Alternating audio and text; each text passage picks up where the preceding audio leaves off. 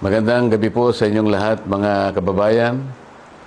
Ngayong araw ay narinig po ninyo ang pagpapahayag at mga deklarasyon at testimonya ng mga dating sundalo na nagpasya na magkatipon-tipon kaninang umaga at natapos kani-kanina lang tungkol sa maanumalyang flood control projects na kinapalooban ng maraming pagdideliver ng napakaraming mali-maletang salapi sa iba't ibang mga tao at opisyalis ng ating bansa.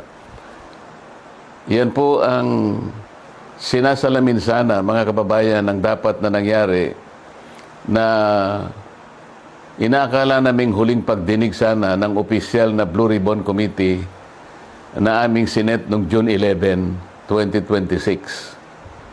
Hindi nga po natuloy yun, mga kababayan, dahil nung matunugan ng ibang mga kasama namin na kami magdadaos uli ng panghuling hearing na lang ng Blue Ribbon Committee, ay sinabi nila na mayroong security threat ang Senado at ang aming mga kawani ay sinabihan nila na mag-work from home na lang. Dahil po sa security threat at nagkaroon po ng napakaraming mga tanod sa Senado at wala naman po kaming magagamit na mga kawani, hindi po natuloy yung June 11 hearing na yon. At nang dahil doon ay nagpasya ang mga kumukupkup dun sa 18 at higit pang mga dating sundalo na maggawa na lang ng pagpapahayag na ginawa nga nila sa araw na ito. Yan po mga narinig nyo sa araw na ito ay siyang dapat na marinig po ninyo sa isang pagdinig ng Blue Ribbon Committee na ang representasyong ito ay matagal na pong itinalaga ang kanyang kakayahan na siya ang manguna na matukoy po natin ang mga taong nasa likod ng napakamalaganap at napakamalaking nakawan sa salapi ng bayan na ganap po sa kasaysayan ng ating republika. Nang dahil po dyan ay marami po ang nagkaroon ng galit sa inyong lingkod at ako po ay kinasuhan nga ng kahit mga imbentong mga kaso.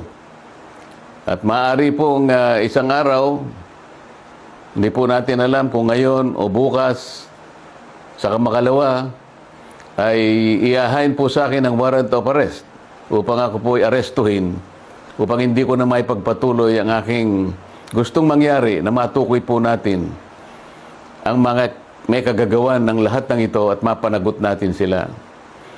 Pero wag po kayong mag-alala kahit ako po ay kanilang maaresto at maipakulong, kagaya na po ng sinasabi ko, ay hindi po tayo titigil hanggat hindi po natin natutukoy ang mga taong ito dahil kayo po talaga ang dapat pagsilbihan namin. Interes po ninyo ito. Huwag kayong mawawalan ng loob at huwag kayong mawawalan ng pag-asa. Pansamantala lang naman siguro hindi tayo magkikita ng harapan. Ngunit dahil po sa ating pakikipaglaban, alang-alang po sa interes ng ating bansa, ay kailangan tayong magkaisa.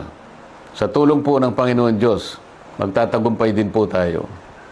Mabuhay po kayong lahat at sana'y araw-araw ang diwa ng ating pagkakaisa ay huwag pong mawala sa bawat isa sa atin. Salamat po sa inyong lahat.